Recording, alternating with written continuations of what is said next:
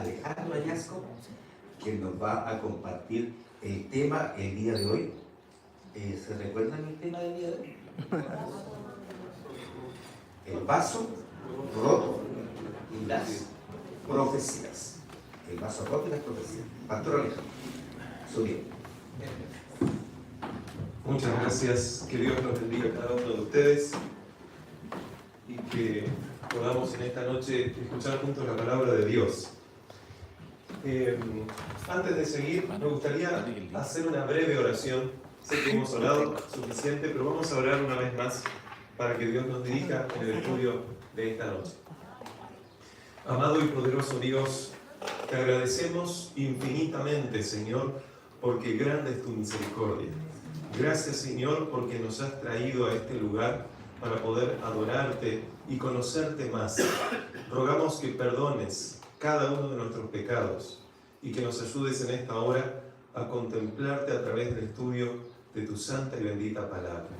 Te lo pedimos sin merecerlo, en el bendito nombre de Jesús. Amén.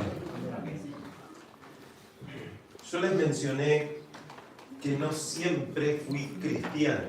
En algún momento de mi vida fui ateo. Y ese ateísmo duró bastante tiempo. Tiempo suficiente como para que yo realmente viviera muy perdidamente en el mundo. Pero empezaron a pasar cosas que evidenciaron en mi vida que Dios fue a mi rescate, y esa es la única razón por la que estoy aquí con cada uno de ustedes. Y el tema que yo quiero presentar hoy tiene que ver con eso también, porque en parte del tema yo voy a contar algunas cosas que Dios ha hecho en mi vida y que es la razón por la cual yo estoy aquí. El tema se trata de un vaso roto y las profecías. El título podría ser cualquier otro que tenga que ver con el tema, pero consideré que sería bueno hablar un poquito acerca de esto. Imagínense que yo tengo un vaso en la mano, así como aparece en la foto. Imagínense por un momento que ustedes acaban de comenzar a existir, no entienden nada de que existe la gravedad, no saben de que cuando una persona suelta las cosas se pueden caer y romper. Entonces aparece alguien con un vaso y les pregunta: si yo suelto el vaso, ¿qué va a pasar? ¿Qué responderían ustedes? Si no tienen información ninguna, nunca vieron un vaso caer, no tienen idea de que un vaso podría llegar a caer y romperse, ¿qué creen ustedes que van a responder? Que no sabemos. Eso sería lo más inteligente. Podrían ser osados y decir: bueno, capaz que el vaso empieza a moverse hacia abajo, toca el piso y se rompe. O alguien podría decir: bueno, si suelto el vaso se va para arriba, si suelto el vaso queda levitando ahí en el aire. Pero nosotros sabemos ahora que los vasos se caen y se rompen porque estamos viviendo y hay gravedad. Pero si ustedes no supieran, probablemente dirían: no sé. Imagínense entonces que yo tengo ese vaso o esa copa que aparece allí, la suelto y ustedes por primera vez ven que un vaso se cae o una copa se cae y se rompe. Y es la única vez que ustedes ven eso. Una sola vez en su vida acaban de ver eso. Yo pregunto, ¿basta con que una vez en su vida ustedes hayan visto algo para creer que todas las cosas son así como ustedes las vieron? ¿Basta con ver en su vida que una persona se equivoca para que ustedes crean que entonces todas las personas del mundo se van a equivocar? ¿Basta con que los haya mordido un perro para que crean que todos los perros los van a morder? No, ¿verdad? Pero bueno, una evidencia, la evidencia de un evento parece que es suficiente por lo menos para decir: bueno, tengo algo de evidencia. De los eventos que ocurrieron, el 100% acaba de cumplir el hecho de que un vaso, si se cae, se rompe. Digo el 100% porque es un solo vaso todavía que cayó y ese vaso se rompió. Ahora supongamos que yo saco otro vaso, un segundo vaso, y les vuelvo a preguntar: ¿qué va a pasar? ¿Qué creen ustedes que podrían contestar si yo lo suelto? ¿Qué contestarían ustedes? Cuidado. ¿Cómo? Cuidado. Pero piensan que es una certeza que se va a caer y se va a romper con un solo evento. Ustedes me dijeron que no bastaba con un solo evento para confirmar que todos los eventos son así. No, porque depende de la superficie va a caer. Sí, pero vamos a suponer que es una superficie dura y todo lo demás. Pero ustedes no tienen ese conocimiento de la superficie, solo vieron un vaso caer. A lo que voy, amigos queridos, es que seguramente si ustedes ven por segunda vez un vaso que yo voy a soltar, lo más probable es que si ya vieron el primer vaso que se rompió, ustedes piensen que el segundo es probable que se rompa, ¿no? Existe un 100% de probabilidad de que se rompa por causa de que la muestra que ustedes tuvieron fue de una y esa una ocurrió y se rompió el vaso. Entonces la segunda vez se supone que debería ocurrir así. Si yo suelto un tercer vaso y les vuelvo a preguntar, después de que ustedes ver 2 vasos rotos ahí en el suelo, ¿qué es lo que va a pasar si yo lo suelto? Ahí sí, ¿ustedes qué van a responder? Sí, es más que obvio que se va a romper. En la segunda quizás dudaban porque no bastaba con un solo evento, pero ahora tienen 2 y se rompe. Supongamos que ahí yo los tengo toda la noche rompiendo vasos y llego al número 1000 y ustedes ven 1000 vasos rotos en el suelo. Ahora yo levanto el vaso 1001 y les vuelvo a preguntar a ustedes. Si yo suelto el vaso, ¿qué creen que va a pasar? ¿Qué me responderían ustedes? Se va a quebrar. ¿Están seguros? Ahora, si alguno de ustedes levanta la mano y dice, no, yo no estoy de acuerdo que se va a quebrar ese vaso. Yo creo que ese vaso va a quedar volando, levitando ahí. ¿Qué harían ustedes? ¿Qué creerían ustedes? Está loco. ¿Qué? Está loco. Más fuerte. Está loco. Que está loca esa persona. Ustedes pensarían que esa persona va en contra de la corriente. O sea, todos ustedes vieron enorme evidencia que indica que cuando algo sucede, lo otro también. ¿Cómo es que a esta persona de la nada se le ocurre decir que cuando se suelta un vaso, levita? ¿Cuál es la evidencia que yo le presenté a esa persona para que esa persona concluya eso? Ninguna. O sea, concluye sin evidencia. Ahora, esa persona, aunque no sepa concretamente lo que va a pasar en el futuro, ¿la persona puede viajar al futuro y ver si ese vaso se va a romper? No puede viajar al futuro y ver, ¿no? O sea, no sabe qué es lo que va a pasar con ese vaso, aunque asume que se va a romper. ¿Cómo se llama el hecho de que tú crees con certeza que algo va a pasar, pero todavía eso no pasó? ¿Cómo se llama en la Biblia eso?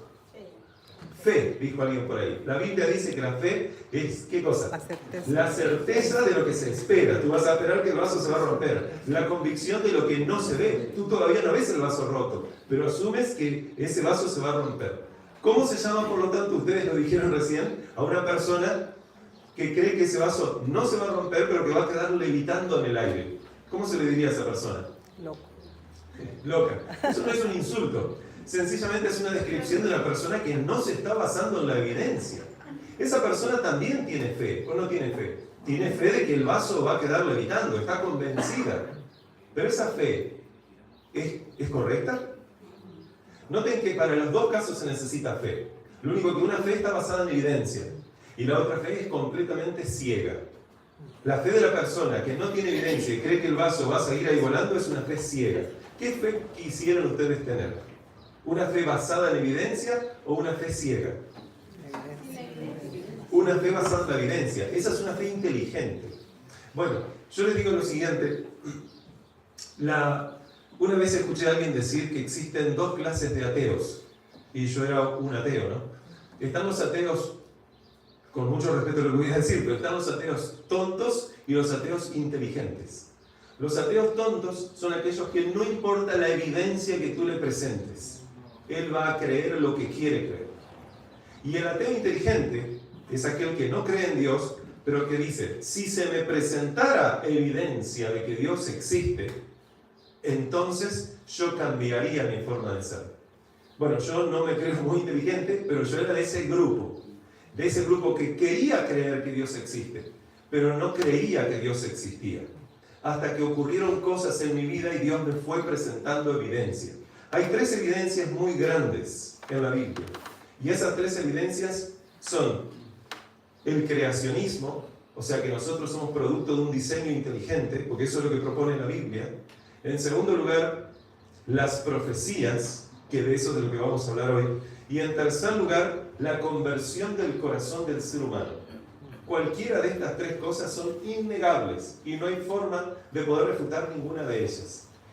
Yo como ateo no creía en ninguna de las 3, hasta que Dios empezó a cortar por lo sano, como decimos en Uruguay. Significa que empezó a apurar cosas en mi vida. Me mostró no solo que soy parte de un producto de un diseño inteligente, como vimos ayer, fuimos creados con un propósito. No solo somos seres humanos, sino que hay un diseño, hay una razón de la existencia del ser humano por detrás. Aparte también me dio evidencia suficiente a través de las profecías para creer que ese libro, que es la Biblia, es real. Y en tercer lugar, pude experimentar en mi vida y en la vida de muchas personas que he observado la transformación de un corazón.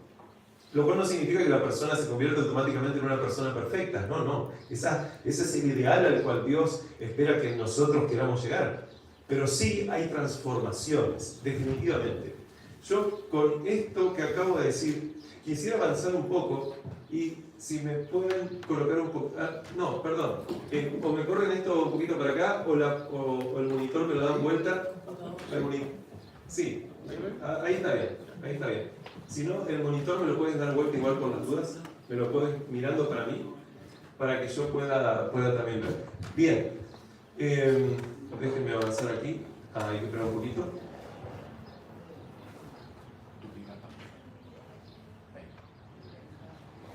Disculpen las molestias.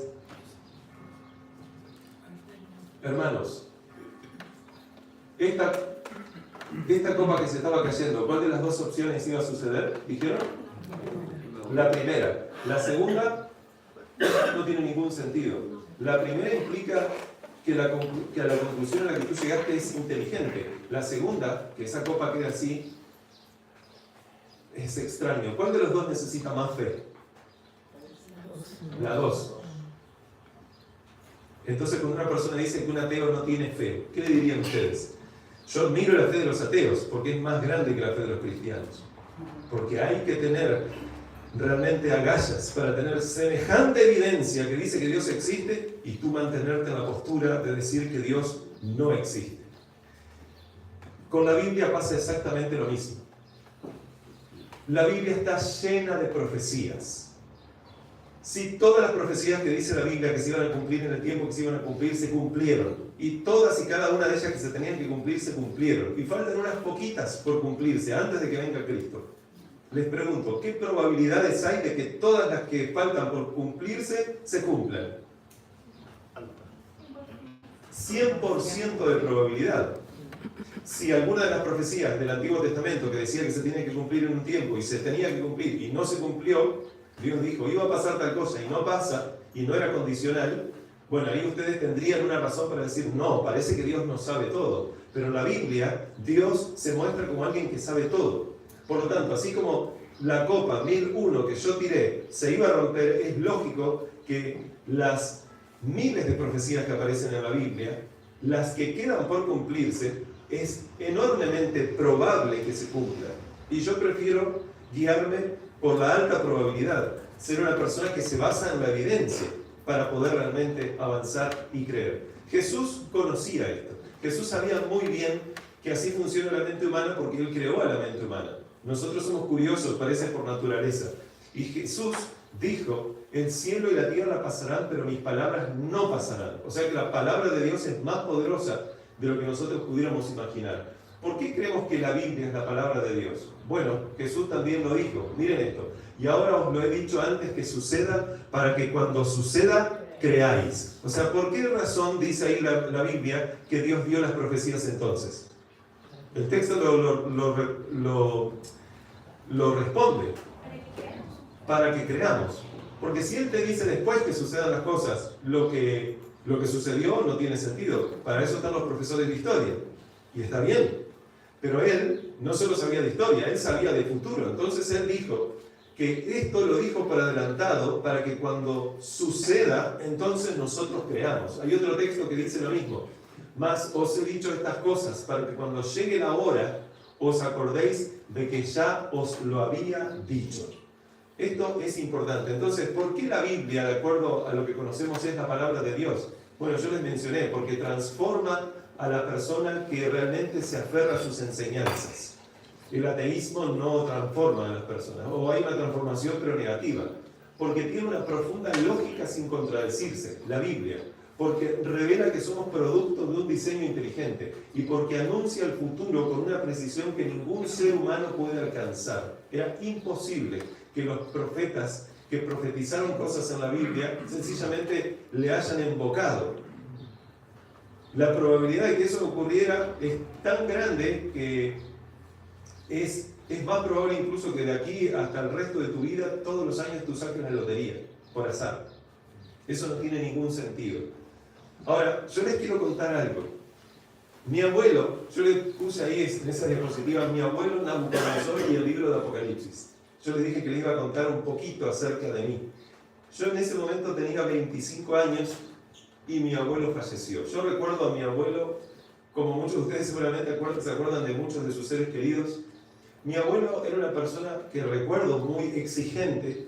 Me acuerdo que me vivía regañando, retando. Cuando yo era chiquito no entendía, pero después de más grande fui entendiendo. Pero era una persona muy querida, y no solo por mí y por mi familia, sino por el lugar donde nosotros vivíamos. Yo hasta los 17 años vivía en un pueblito en San Javier, en Uruguay, llamado San Javier, de origen ruso, y mi abuelito era una persona muy querida en el pueblo también. Este abuelo falleció el 25 de octubre del 2005.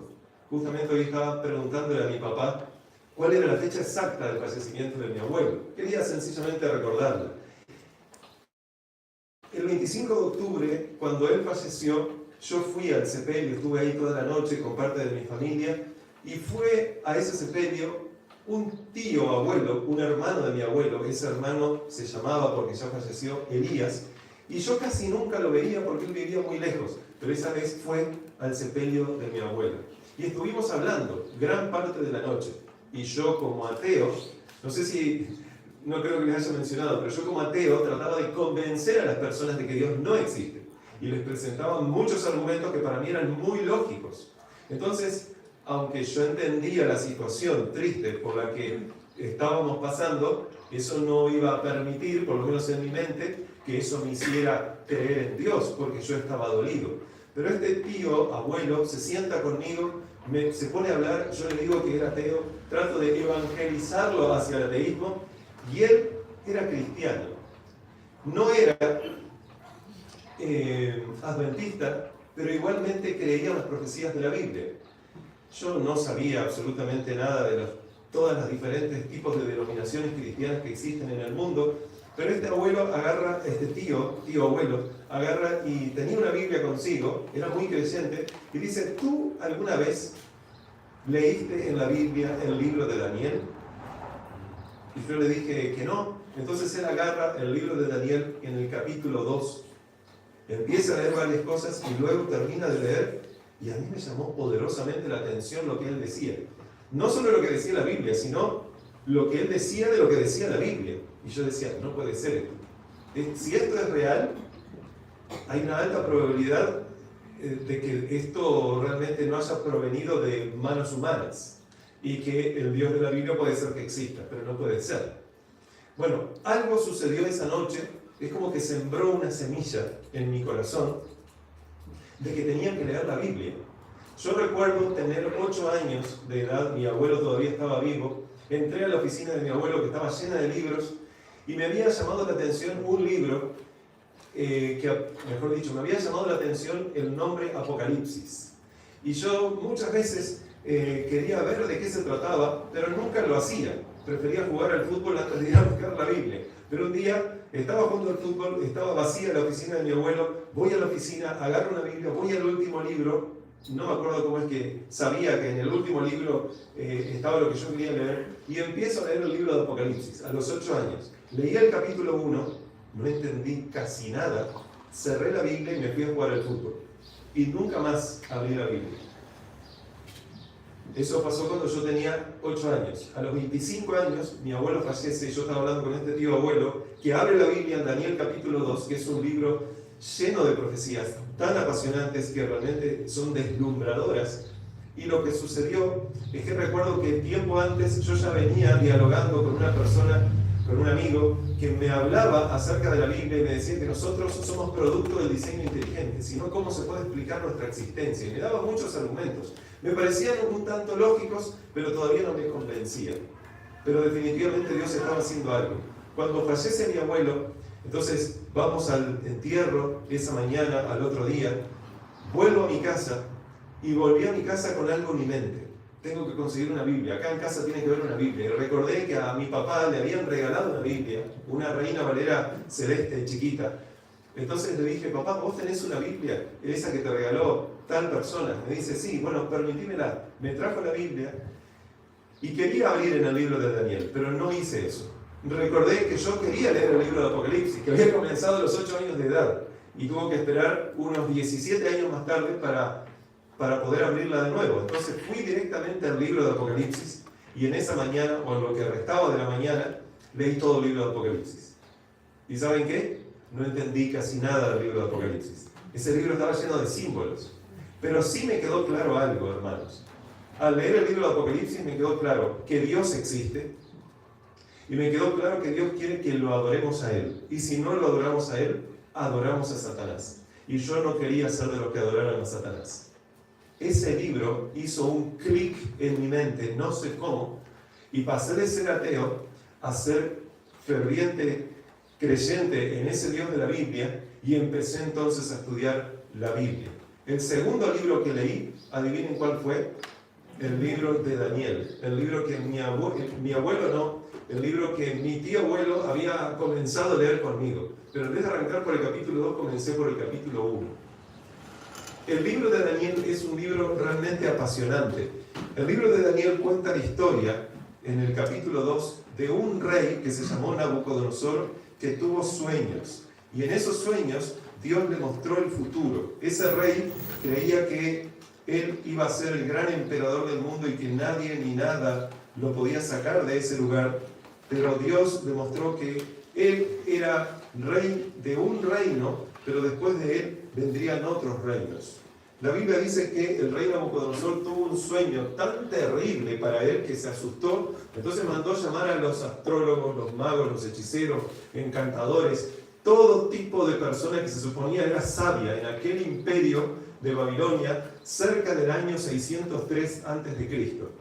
Y nadie, absolutamente nadie, le podía dar a entender lo que había soñado. Resulta que este hombre, cuando se despierta, ¿vieron ustedes cuando tienen una pesadilla y quieren tratar de recordar y parece que cada minuto que pasa se va borrando y ustedes ya no recuerdan lo que soñaron, pero saben que soñaron con algo feo y cuando alguien les pregunta, ¿qué soñaste? No me acuerdo lo que soñé. Parece que Dios hizo a propósito que se le olvidara este sueño a este rey. Y cuando este rey se olvidó el sueño, lo primero que hizo es llamar a todas esas personas y nadie le podía responder nada. Acto seguido el rey dijo, entonces lo voy a mandar a matar a todos si no me dicen el sueño. Había muchas personas que eran embusteras, eran personas que realmente eran engañadores, que estaban con Nabucodonosor. Y Nabucodonosor sabía que si él les decía el sueño, aunque no lo recordaba, ellos iban a inventar cualquier cosa en la interpretación del sueño.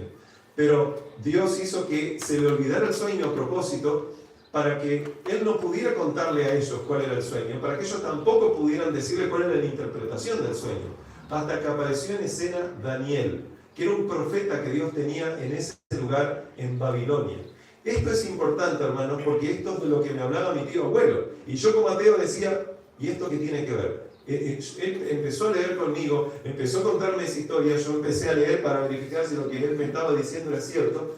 Y lo que Dios estaba haciendo esa noche, en ese sepelio, a través de mi abuelo, que no estaba vivo siquiera mi abuelo, pero Dios utilizó, parece, la muerte de mi abuelo para traer a este tío abuelo y que me hablara de estas cosas y que hoy yo pudiera estar aquí con ustedes, porque definitivamente el enemigo no quería que yo estuviera con ustedes.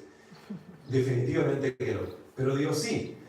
Y la razón por la que les estoy diciendo esto es porque esto es una evidencia impresionante y contundente de que el Dios de la Biblia es un Dios que sabe el futuro y por lo tanto es un Dios que realmente es tal cual Él dice ser, un Dios omnipresente y omnisciente y que todo lo sabe y es omnipotente. La Biblia dice que el rey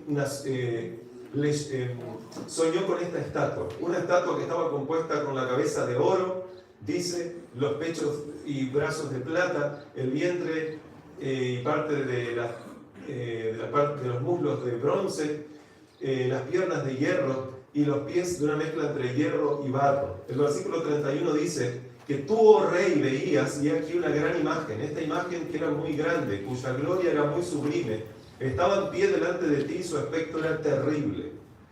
Dice luego que la cabeza de esta imagen era de oro fino, su pecho y sus brazos de plata, su vientre y sus muslos de bronce, sus piernas de hierro, sus pies en parte de hierro y en parte de barro cocido. Como se darán cuenta, era una estatua muy extraña. Y esto representaba algo. La Biblia dice que después, en esa visión, venía una roca del cielo que no provenía de manos humanas, sino que venía del cielo, por lo tanto no era humano, y si no era humano entonces era celestial, y estaba mirando hasta que una piedra fue cortada no con mano e hirió la imagen en sus pies de hierro y de barro cocido y los desmenuzó, los hizo añicos. Entonces fueron desmenuzados también el hierro, el barro cocido, el bronce, la plata, el oro, y fueron como polvo, significa esto.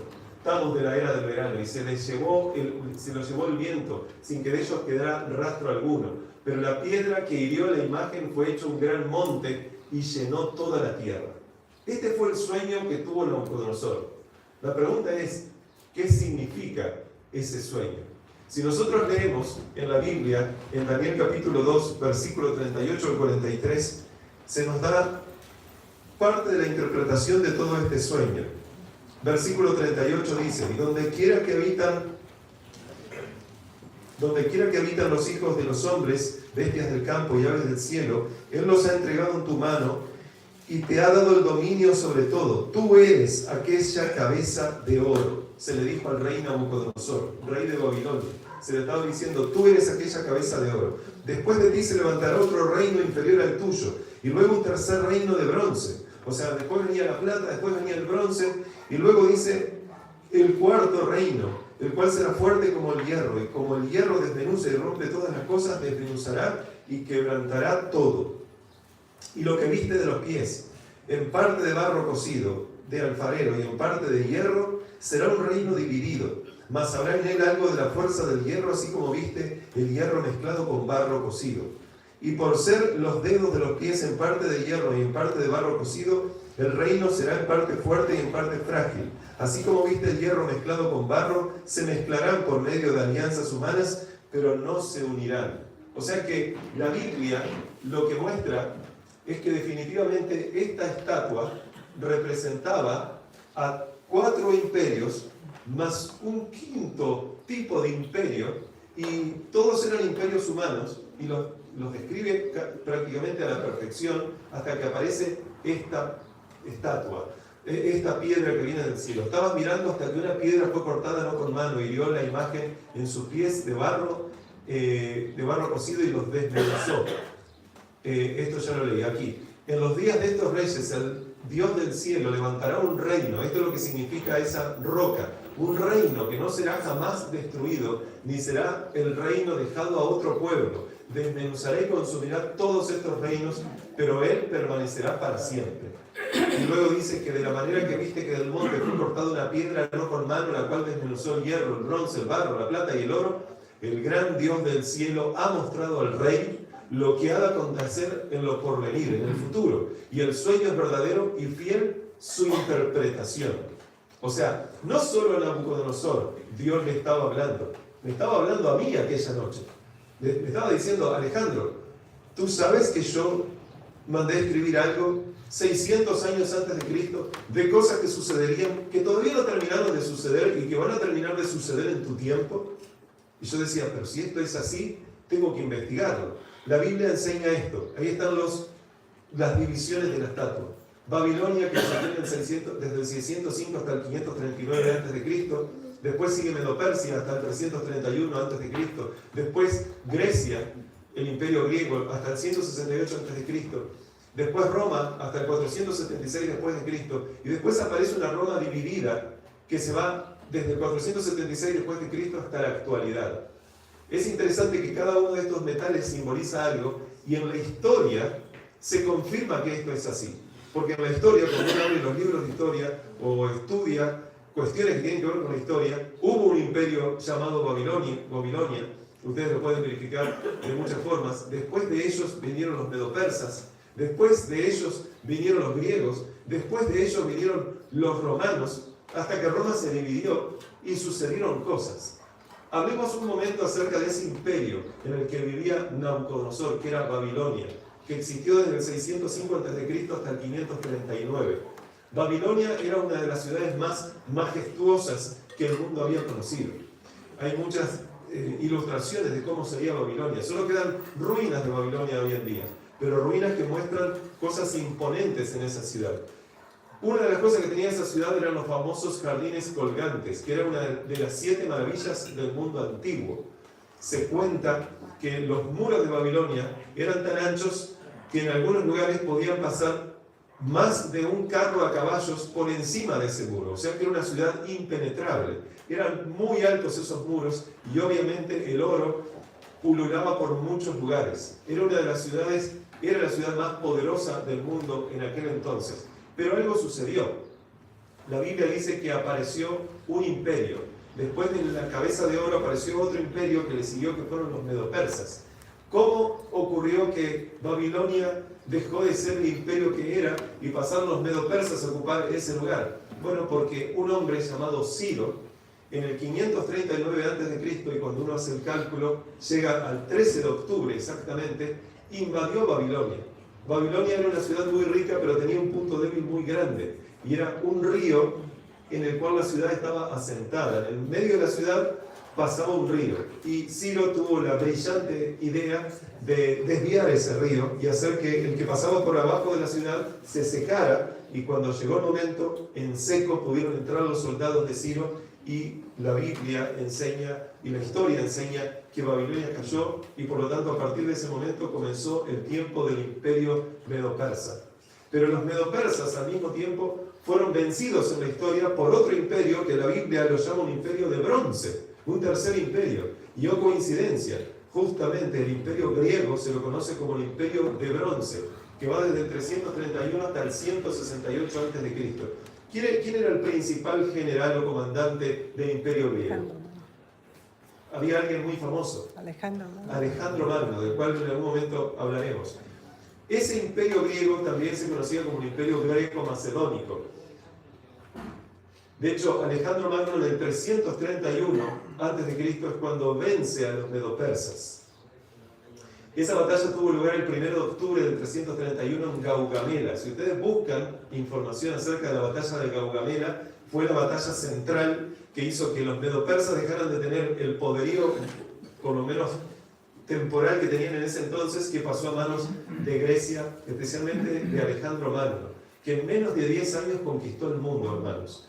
En la ribera del río Bumodos, tributario del Gran Sab. Dicho lugar se encuentra a unos 27 kilómetros al noreste de Mosul y a 52 de Arbela. O sea que definitivamente son lugares estratégicos a través de los cuales Alejandro Magno hizo esto. En la batalla se enfrentaron el ejército persa, que estaba compuesto por miles de personas, y particularmente por un grupo muy especial que se conocían como los 10.000 inmortales. Eran 10.000 personas formadas en casi un cuadrado perfecto, que iban avanzando, y cuando uno caía, otro que estaba como de repuesto ocupaba su lugar y siempre iban avanzando. Pero ocurrió que el poderío de Alejandro Magno, a través de este tipo de mecanismos de guerra que se conocían como las falanges, eran lanzas muy grandes, empezaron a avanzar y pasaron por encima al ejército medo-persa. Entonces, a partir de ahí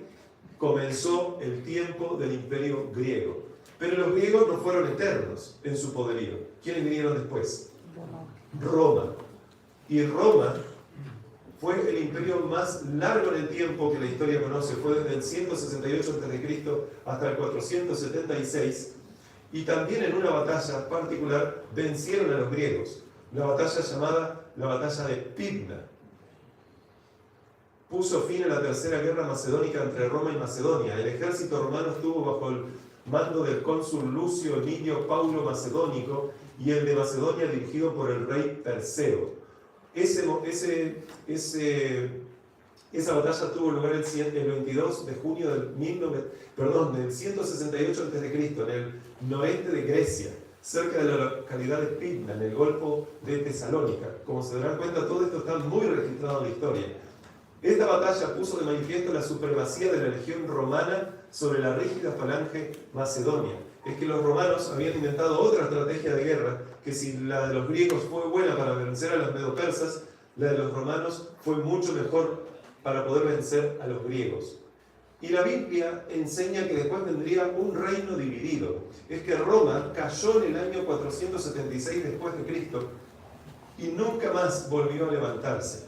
Y es interesante que cuando cayó Roma se dividió exactamente en 10 reinos, conforme a la cantidad de dedos que aparecen en los pies de la estatua que se le muestra al rey Nabucodonosor.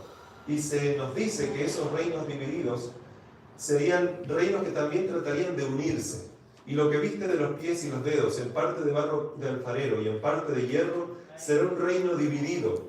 Mas habrá en él algo de la fuerza del hierro, así como viste hierro mezclado con barro cocido. Y por ser los dedos de los pies en parte de hierro y en parte de barro cocido, el reino será en parte fuerte y en parte frágil. En otras palabras, cada uno de los 4 imperios anteriores estaba perfectamente unido y fue destruido por el siguiente. Pero cuando llegamos a este último, ese imperio estaba dividido. O sea que no lograba ser un imperio consolidado a nivel mundial. Tenían intenciones en unirse, pero no. La pregunta es, ¿tenemos evidencia en la historia que después del imperio romano, cuando se divide ese imperio dividido trataría de unirse a lo largo de los siglos? Y la respuesta es sí. Pero miren, aquí tienen los 10 reinos en los que se divide Roma. Imagínense, ahí está Europa, al principio se divide en 10 reinos y después se fue subdividiendo. Por ejemplo, de los alamanes vienen los alemanes, ahí viene Alemania, de los francos, Francia, Burgundio, Suiza, y así sucesivamente. La Biblia enseña interesantemente que este era el territorio del Imperio Romano, o parte del territorio del Imperio Romano que se termina dividiendo. La pregunta es, ¿cómo sabía Daniel, 600 años antes de Cristo, que esto iba a suceder en 476 después de Cristo? ¿Cómo sabía 1000 años antes de que esto iba a ocurrir con el detalle que aparece en la Biblia? La probabilidad de que esto sea azar es una locura. O sea, si yo prefiero pensar que esto es coincidencia, terminaré entonces como ese ateo que no importa la evidencia que se le presente, va a seguir creyendo que Dios no existe. Pero Dios nos presenta aquí muchísima y muy grande evidencia. Tenemos evidencia que hubo intentos de hacer alianzas humanas para poder unir a ese imperio dividido. Sí, la respuesta es sí. Por ejemplo, Carlomagno en Francia trató de unir toda Europa alrededor del 768 después de Cristo y no pudo. Carlos V de España lo trató de hacer en el año 1520 y no pudo. Napoleón en Francia lo trató de hacer alrededor de 1810 y perdió. Hitler de Alemania se trató de quedar con toda Europa y con todo el mundo alrededor del año 1942 y tampoco pudo. Finalmente, desde 1957 Europa se empezó a unir, Comunidad Económica Europea después, y hoy en día Unión Europea, y cuando creían que estaban todos juntos y solo necesitaban una constitución en común, fue votado por varios países de que no querían una constitución en común, y para colmo, creo que fue en el año 2015, a uno de ellos, un país muy importante, que es Inglaterra, o Gran Bretaña en este caso, decidió salirse de la Unión Europea en el famoso Brexit. No sé si lo habrán escuchado o no, pero hoy ese país no es parte de la Unión Europea, con lo cual se sigue cumpliendo la profecía. ¿Y saben qué? Pregunto, ¿estamos viviendo los tiempos de Babilonia? No, porque ya pasó ese imperio. ¿Estamos viviendo los tiempos de Medo-Persa? Tampoco. ¿Los tiempos de Grecia? Tampoco. ¿Los tiempos de Roma, que va a estar hasta el 476 después de Cristo? Tampoco. Tenemos que estar viviendo en estos tiempos. Ya pasamos todos estos años. O sea, si nosotros entendemos que la roca, que es el reino de Cristo, va a pegar en los pies de la estatua, nosotros seguramente estamos viviendo en la uña del dedo gordo del pie, en los últimos momentos de la historia de este mundo, cuando el reino de Cristo está por llegar definitivamente. Daniel, es interesante que unos años más, un tiempito después, tiene otro sueño. El primero fue en el 603. Esto ocurre en el 553 a.C., en el primer año de Belsasar. Y ese sueño lo describe en el capítulo 7. Y allí se le muestra de nuevo, pero ahora no a Nabucodonosor, un sueño, que después fue a Daniel, la confirmación del sueño, sino que se le muestra directamente a Daniel un sueño donde aparecen todos esos imperios, Pero ahora Dios no se lo muestra a través de metales, se lo muestra a través de bestias. Primero sueña con una bestia tipo un león, que tenía alas de águila. Dice que yo estaba mirando hasta que sus alas fueron arrancadas y se levantó del suelo y se puso derecha sobre sus pies a manera de hombre, y le fue dado corazón de hombre. Y es interesante que cuando uno observa el primer imperio que nosotros teníamos aquí, que era Babilonia, ese león tiene un paralelo con ese primer imperio que es Babilonia. Y justamente a Daniel se le muestra un león alado.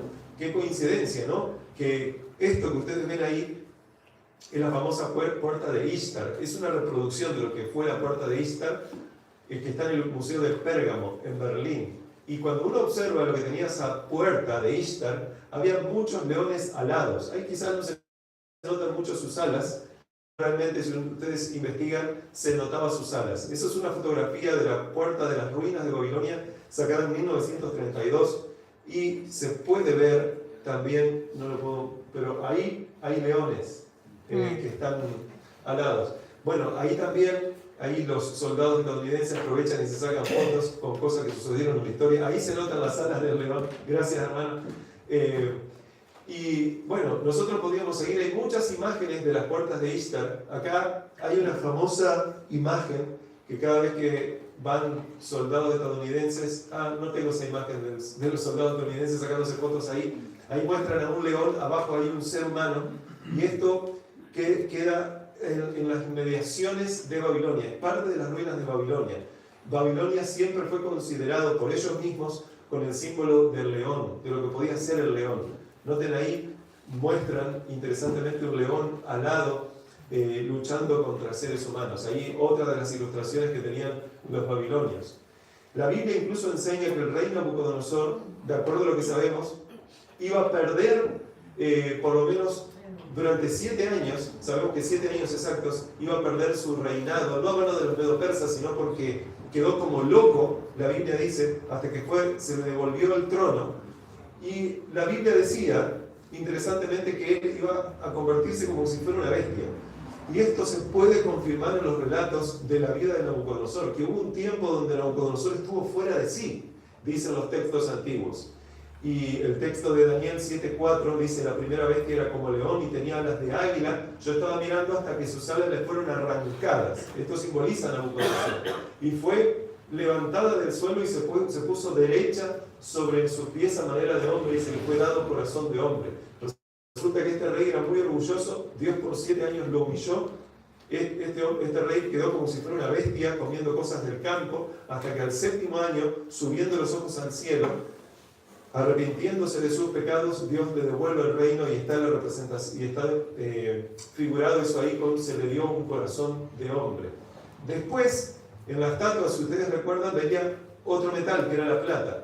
Y la Biblia dice que en Daniel 7, que después de Dios mostrarle a un león con alas, le muestra a un oso que estaba más alto de un lado que del otro y tenía 3 costillas en su boca. La pregunta es, ¿qué simboliza esto? He aquí otra segunda bestia, semejante a un oso, la cual se alzaba de un costado más que del otro, y tenía en su boca 3 costillas entre los dientes, y se le fue dicho así, levántate y devora mucha carne. La pregunta es, ¿qué significa eso? Bueno, hay un historiador griego llamado Heródoto que registra justamente lo que sucedió. Y lo que sucedió es que este oso representa a Medo-Persia, justamente los que vinieron. Yo tengo puntero, lo que pasa es que en la pantalla no anda. Acá sí, pero ahí no anda. Pero gracias, hermanito. Este historiador griego cuenta de que justamente los medo-persas en el 547 vencieron a Libia, en el 539 a Babilonia y en el 526 a Egipto. Y aquí está justamente el oso como Medo-Persia, haciéndose del poderío del mundo, destruyendo a los imperios que ahí existían, especialmente el imperio babilónico. Así dice Jehová en cuanto a Ciro. La Biblia dice que quien comandó a Medo-Persia, al principio fue Ciro, después Ciro murió. Y la Biblia habla de Ciro con nombre, hermanos, con nombre, más de 100 años antes de la existencia de Ciro. Eso está en Isaías 45:1. Así dice Jehová a su ungido, a Ciro, al cual tomé yo por mano derecha, para sujetar naciones delante de él y desatar lomos de reyes, para abrir delante de él puertas y las puertas no se cerrarán. ¿Se acuerdan? Capaz que podemos prender la luz. Un momentito de nuevo. Cualquier cosa la apagamos de nuevo. Gracias. Ay, pero algo pasó acá. Bien. Ven igual, ¿no, hermanos? Ahora están todos bien encandilados, quizás. No. Bueno, la cuestión es que la Biblia aquí está diciendo que Ciro iba a abrir puertas. ¿Se acuerdan que Babilonia era una ciudad que era impenetrable? Pero Dios obró de una forma tal, dándole inteligencia a Ciro para que Ciro tuviera una estrategia tal para abrir puertas a pesar de que esas puertas no se iban a abrir. Después de los medopersas, ¿se acuerdan que vinieron los griegos? Pero aquí están representados por un leopardo de 4 cabezas y 4 alas. Interesante. O sea, hay 4 bestias que surgen del mar. La tercera está representada por un leopardo que representa a Grecia. El texto dice, después de esto miré y aquí otra bestia, semejante a un leopardo, con 4 alas de ave en sus espaldas. Y tenía esta bestia 4 cabezas. Y se le fue dado dominio, dice el texto bíblico. Y justamente Alejandro Magno, a ver, ¿los leopardos son rápidos, sí o no? Sí. Son rápidos, ¿verdad? Y si tienen alas, Mayor. más rápido todavía. Bueno, Alejandro Magno, acuérdense, en el 331, en aquella famosa batalla de Gaugamela, 10 años después prácticamente, entre 5 a 10 años después de iniciar sus conquistas, se queda con el imperio del mundo.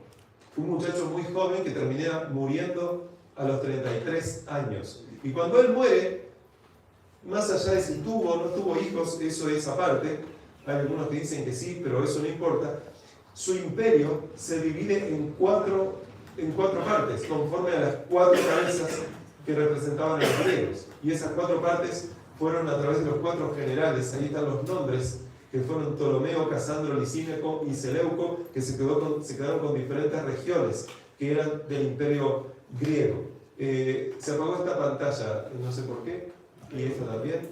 Bueno, ahí el enemigo haciendo de las suyas.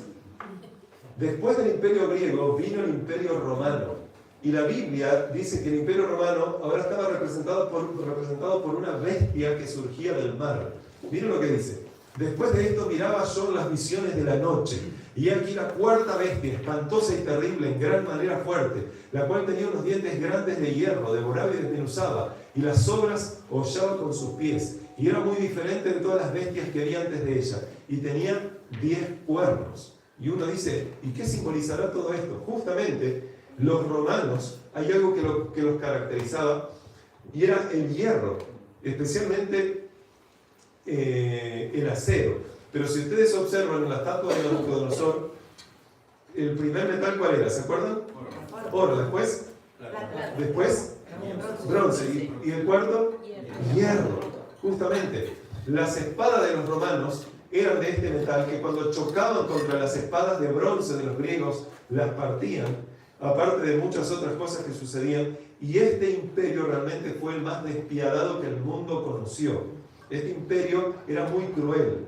Por eso el texto decía que era muy diferente de todas las demás bestias y que devoraba y desmenuzaba las sobras, hollaba con sus pies.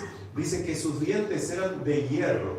Definitivamente era una bestia que cuando a Daniel se le muestra, él no supo con qué compararla, porque la otra la comparó con un león, la otra con un oso, la otra con un leopardo, y esta no supo qué, sencillamente dijo era espantosa y terrible en gran manera, así como fue el Imperio Romano, que a los cristianos y a muchas otras personas los asesinaban con familias enteras en el Coliseo, devorados por bestias, incluyendo leones. Así fue el Imperio Romano. Fue tan cruel que incluso en el año 70 después de Cristo destruyó completamente a la ciudad de Jerusalén. Y después de Roma, del Imperio Romano, acuérdense, se dividió en 10 reinos. Y acuérdense que la Biblia decía que tenía 10 cuernos. Ven ahí abajo en la última parte de Daniel capítulo 7:7, esta bestia tenía 10 cuernos. O sea, de la bestia le salen 10 cuernos. Conforme a los 10 dedos de la estatua, esos 10 cuernos obviamente que representan las 10 naciones en las que se dividió Roma. Y ahí ustedes tienen Babilonia representada por la cabeza de oro y con un león. Después sigue Medo-Persia, Grecia, Roma por la bestia espantosa y terrible, y una Roma dividida. ¿Se acuerdan que había una Roma dividida en Daniel capítulo 2? Si el capítulo 2 es paralelo al capítulo 7, la pregunta es, ¿qué hay en el capítulo 7 que tiene que representar la Roma dividida? Vuelvo a repetir, si Babilonia tiene un paralelo con un oso, capítulo 2 tiene un paralelo con el capítulo 7, Medo-Persia, que son los brazos, que es la parte de plata, tiene un paralelo con un oso, la parte de bronce de Grecia tiene un paralelo con un leopardo, la parte de Roma está simbolizada por una bestia. ¿Qué estará simbolizando la Roma dividida en Daniel capítulo 7? El texto de Daniel capítulo 7 sigue diciendo: mientras yo contemplaba los cuernos, he aquí que otro cuerno, acuérdense cuántos cuernos había, 10, ahora sale otro cuerno. Si dice otro cuerno, ¿cuántos cuernos salen? 11. Otro cuerno. ¿Y cómo era este cuerno? Dice, está en amarillo arriba. Pequeño. Si era pequeño, entonces era insignificante, no le hacía mal a nadie. No, dice que salía entre ellos y delante de él fueron arrancados 3 cuernos de los primeros. O sea, para poder surgir este cuerno pequeño, arrasa con 3. Y nosotros hemos visto que cada uno de los 10 representa un reino. Por lo tanto, si este cuerno pequeño arrasó a 3 reinos, pregunto, ¿tenía poder o no tenía poder ese cuerno pequeño? Mucho poder. Dice que tenía tanto poder que este cuerno tenía ojos como de hombre y una boca que hablaba grandes cosas. Luego, si nos da el tiempo en el correr de la semana, hablaré qué significa esto de que hablaba grandes cosas. Ahí ustedes tienen una imagen fea, ¿no? Ese cuerno pequeño, la Biblia dice que se hizo más grande que sus compañeros después. O sea, ya no quedó pequeño, era muy grande. La pregunta es, ¿qué simboliza ese cuerno pequeño? Miren, hermanos, yo no les voy a tomar más minutos, pero sí quisiera decirles algo. ¿Estamos viviendo entre el año 605 y el 539, sí o no? ¿Estamos viviendo entre el 539 y el 331 a.C.? ¿Entre el 331 y el 168? ¿Entre el 168 y el 476? ¿Después del 476? Sí. Por lo tanto, en la historia nosotros deberíamos buscar un poder que definitivamente no es Babilonia, no es Medo-Persia, no es Grecia, no es Roma, pero que surge después de que Roma se divide, que se lo llama cuerno pequeño, que destruye a 3 naciones, y nosotros vamos a ver después en uno de los temas que a este cuerno pequeño también se lo conoce como el anticristo. El anticristo no significa que viene antes de Cristo, sino anti, el prefijo anti en griego significa lugar de, o sea, alguien que ocupa el lugar de Cristo. En la Biblia se lo llama anticristo o cuerno pequeño. Pero el capítulo 7 no termina ahí. El capítulo 7 dice que después de mostrar todas estas cosas desastrosas que iban a pasar en el mundo, con ese cuerno pequeño que la Biblia dice que perseguiría a los santos, que trataría de cambiar la ley de Dios, que haría desastres en el mundo y trataría de ocupar el lugar de Dios, dice que ese cuerno pequeño terminaría siendo destruido. Ese cuerno pequeño también está simbolizando a Satanás. Pero es un poder que tiene Satanás dentro de este mundo para poder engañar a las naciones. Dice, pero se sentará el juez y se le quitarán su dominio para que sea destruido y arruinado hasta el fin. ¿Quién es el juez en la Biblia? Dios. Dice que Jesús iba a tener tanto poder que iba a lograr quitarle ese dominio mundial al cuerno pequeño, al anticristo, al que iba a tratar de ocupar el lugar de Dios. Y ese reino, dice el texto bíblico, que se le fue dado a los hijos de Dios. Y que el reino y el dominio y la majestad de los reinos debajo de todo el cielo sea dado al pueblo de los santos del Altísimo, cuyo reino es reino eterno, y todos los dominios le servirán y obedecerán. Hermanos, ¿fuimos creados para vivir por la eternidad, sí o no? ¿Fuimos creados con un propósito, sí o no? ¿Y ese propósito implicaba llenar la tierra de la gloria de Dios? Y no dice la Biblia ahí que una de las cosas que Dios quiere hacer es devolvernos un reino eterno que fue creado para que el ser humano pudiera compartir ese reino junto a Dios, en este caso. Y es interesante que el ser humano, todos los que se entreguen a Dios, van a ser participantes de poder vivir con Dios en ese eterno reino que está simbolizado por esa roca que cae del cielo, que destruyó los reinos humanos y que nadie jamás lo podrá destruir. Yo quisiera decirte esto que está ahí. Así como Daniel y sus amigos confiaron en Dios cuando todo parecía perdido, también nosotros, hermanos queridos, podemos confiar en aquel que tiene el control de todas las cosas. Porque más allá de una estatua y de los reinos y de las profecías, Dios me habló esa noche y me dijo: Alejandro, yo no te estoy hablando esto para que sepas un poco más de historia o de las profecías que todavía no sabes nada. Yo quiero que tú me conozcas a mí. Yo quiero que tú sepas que yo puedo transformar tu vida. Yo quiero que tú sepas que yo puedo hacer de tu vida algo totalmente diferente y convertirte en una nueva criatura. Acuérdense que yo les dije que hay 3 cosas irrefutables en la Biblia que indican la existencia de un Dios todopoderoso. En primer lugar, que nosotros somos creación de Dios. No salimos del mono, ni de los simios, ni de nada por el estilo. Nosotros somos creación de Dios. Dios no nos creó así maltrechos como estamos hoy en día. Esto es causa del pecado, pero Dios nos creó. En segundo lugar, otra prueba irrefutable son las profecías. ¿Cómo podían saber estos hombres y mujeres cosas que iban a pasar con tanta precisión? Y eso que yo acabo de mencionar muy superficialmente, parte de estas profecías, porque hay muchos detalles que yo los pasé por alto y eso que estuve rato, pero hay muchas otras profecías en la Biblia, hermanos.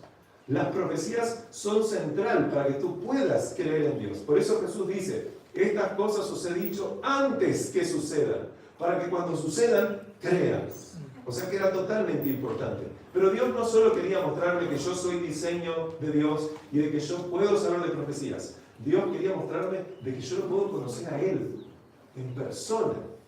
Cuando Cristo vino a este mundo, no fue solo para mostrarse Él como era. Claro que Él tenía que mostrarse. Pero Él lo que quería mostrar era a su Padre, a Dios mismo. Por eso se le dice a Felipe, tanto tiempo estuve con ustedes y todavía no me has conocido. Quien me ha visto a mí ha visto al Padre. ¿No quieres tú conocer al Padre? Amén.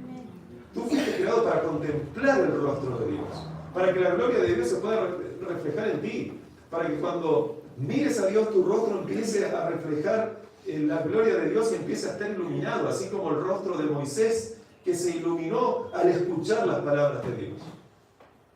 Rostros iluminados llenarán la tierra de la gloria de Dios, hermanos queridos. Dios no quiere que sepamos solo de creacionismo, de profecías para que nos quedemos ahí. Dios quiere que si esto es así, si somos consecuentes con que somos creación de Dios, si somos consecuentes con entender que entonces las profecías son reales, debemos ser consecuentes con lo otro, que es, ¿de quién va a ser tu corazón? ¿A quién le quieres entregar tu corazón? ¿Al Dios de este mundo, que lo único que viene es para matar, hurtar y destruir familias enteras, hombres, mujeres y niños, para que se pierdan para siempre? ¿O al Dios que envió a su Hijo porque te ama para transformar tu corazón? Así que de la misma forma que Dios está al control de la historia del mundo, Dios quiere estar al control de tu vida. La pregunta es, ¿tú le vas a permitir que esté realmente al control de tu vida? Quizás tu vida está rota en este momento, como una vasija rota en las manos de un alfarero, como ese vaso que se rompió quizás al principio de esa ilustración que yo colocaba. Pero miren lo que se nos dice a través de Jeremías, palabra de Jehová que vino a Jeremías diciendo, hermanos, esto es para cada uno de nosotros, es una de las mayores promesas que aparece en la Biblia. Levántate y ve a casa del alfarero, se le pidió a Jeremías, y allí te haré oír mis palabras. Y descendí entonces y fui a la casa del alfarero, y aquí que el alfarero trabajaba sobre la rueda. Y entonces la vasija de barro que él hacía se echó a perder en su mano. Se echó a perder una vasija de barro. Y volvió entonces y le hizo otra vasija, según le pareció mejor hacerla. Entonces vino a mí palabra de Jehová diciendo, ¿no podré yo hacer en ustedes como este alfarero, oh casa de Israel? Oh pueblo de Dios? Eso es lo que está diciendo. Dice Jehová, he aquí como el barro en la mano del alfarero, así sois vosotros en mi mano, oh casa de Israel. Tú eres barro, con el aliento de vida que Dios te dio para que seas ser humano. La Biblia dice que somos barro en las manos de Dios. ¿A quién quieres entregarte para que moldee tu vida? ¿A Dios para que haga de ti esa vasija nueva y perfecta como Él quiere hacerte? ¿O quieres seguir entregando tu vida al enemigo de Dios, que lo que quiere es destruirte finalmente? ¿A quién quieres tú aceptar realmente? A Cristo. Si es así, si tú quieres entregar tu vida a Cristo de corazón y que Él moldee tu vida y que tú entiendas que las profecías son solamente importantes si tú entregas tu vida a Cristo, si no, no valdrá nada, va a ser lo mismo. Tú podrás saber de profecías, pero si tú no entregas tu vida a Cristo, será lo mismo que la misma nada. ¿Quieres entregar tu vida a Cristo en esta noche? Si es así, levanta la mano. Y si estás convencido, te animo a que te pongas de pie, si quieres entregar tu vida a Cristo en esta noche. Mañana, hermanos queridos, no se pierdan este tema. Inviten a más personas. Mañana vamos a hablar acerca especialmente de la segunda venida de Jesús, de lo que va a suceder y lo que Cristo quiere hacer. Pero vamos a hablar también algo acerca de lo que Dios quiere que estemos atentos para que no seamos engañados. Mañana vamos a hablar acerca de cosas que Jesús dijo que ocurrirían, que es lo que conocemos como el espiritismo, que son parte de las señales de la segunda venida de Jesús y otras señales más. Vamos así como estamos a orar, pidiéndole la bendición a Dios. Amado y poderoso Dios que estás en los cielos, te agradecemos porque en esta noche tú nos has ayudado a contemplar algunas de las tantas evidencias que tú colocas sobre nosotros para que podamos creer que lo que dice la Biblia es real, que lo que dice la Biblia no es mentira, sino que realmente se cumple, Señor. Te pido en esta hora que puedas tú, así como estás al control de la historia, también estar al control de nuestras vidas, Señor.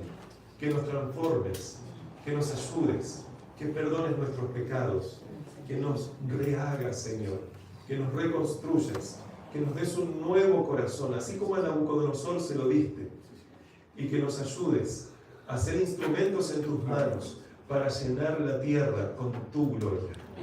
Gracias, Señor, porque hasta aquí nos has ayudado y rogamos que lo sigas haciendo. Te lo pedimos sin merecerlo, en el bendito nombre de Jesús. Amén, Señor.